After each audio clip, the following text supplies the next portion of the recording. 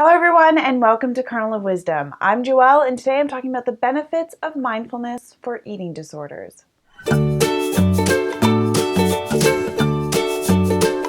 Recently I came out on Kernel of Wisdom about my own eating disorder history and healing. Mindfulness was a huge part of healing for me. Eating disorder symptoms represent deeper emotional hurts, challenges, and distress that you don't necessarily see on the surface. Now, everyone's experience with something like an eating disorder is pretty unique, but I can say that for me, food was sometimes a joy. A lot of times, food was something I look forward to into the day because it's an opportunity for me to be creative or to be expressive and to give myself something nurturing and beautiful. But a lot of times, food also felt downright dangerous. I felt scared, trapped, vulnerable, self-loathing, or guilty around it. And so this is how I constructed my trap, my dependence on food. When I wanted love, connection, peace, or comfort, and I didn't know how to create these feelings myself, I'd turn to food in order to try and suppress those emotions or do something about them.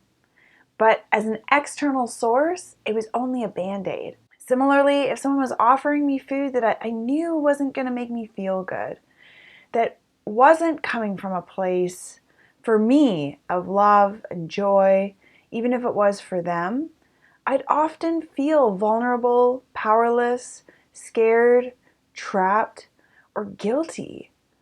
I didn't know how to assert myself and not make them feel bad. I didn't know how to assert myself and trust that I wasn't going to be cast out of whatever social situation I was in some way, that I wasn't going to be looked upon badly for saying no.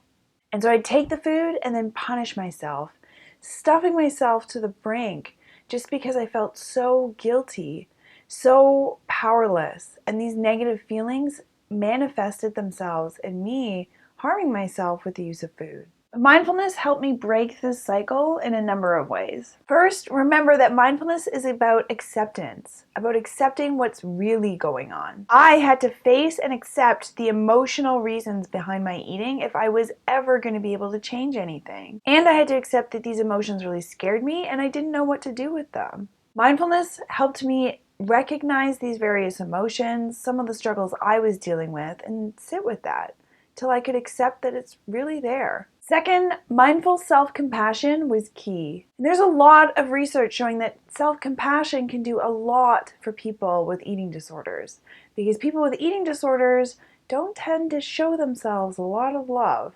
Because when people don't love themselves, they do attack themselves. They hurt themselves. They're angry at themselves. And they do this in all sorts of ways, whether it's eating or substance use and addictions, or through things like cutting or suicide. So for me, not only learning to radically accept whatever was going on, I also had to radically accept myself. I had to learn to treat myself with self-compassion, to find things about myself that I really did love, that are really awesome and cool, and that I could honor and respect as the things that make me me. But it also meant accepting that there's areas where I'm not perfect, where other people are better than me. And this was amazing because it allowed me to let go of striving in these areas and to really honor other people for how awesome they are in those areas.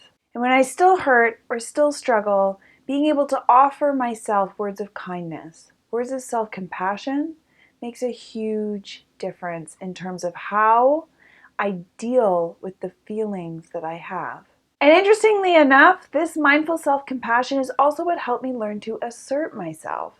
When I was more confident in who I am, what really makes me awesome, and where I don't really need to be awesome, or where I'm just not that awesome, and that's okay, I was better able to say no and feel okay with those decisions. I was better able to say, yes, I want this, no, I don't want this, and feel confident that I wasn't just going to be rejected, that I'm a good enough person to be accepted for who I am, not whether I say yes or no to a piece of food. And similarly, if I did choose to say yes to a piece of maybe guilt-inducing food, I could do that with the confidence of knowing that I wasn't going to hurt myself, that it's okay, that I was just giving myself this treat and I could be with it in a more moderate climate than I ever had before. Otherwise, the amazing thing about mindfulness is it's also something you can bring into your day-to-day activities. And bringing more mindfulness to my eating has helped me feel more satisfied with my food, more present and grateful for my food, and less struggle around food. Furthermore, mindful eating allows me to understand why I'm choosing to eat the food. And if there are deep or struggling emotions there, I can notice them, and mindfulness gives me the tools to sit with them, be with them, and do something about them without needing to rely on food to help. Well, these things are never easy to talk about, but I do hope this video has helped you or someone you know who might struggle with food. If you have any questions, comments, or any experiences you'd like to share, please feel free to post in the comment box below or shoot me a note. Otherwise, do not forget to subscribe for more mindful videos from Kernel of Wisdom. Check out kernelofwisdom.com for more on me and my mindfulness programs. And otherwise, I hope you have a great day and happy meditating. Bye.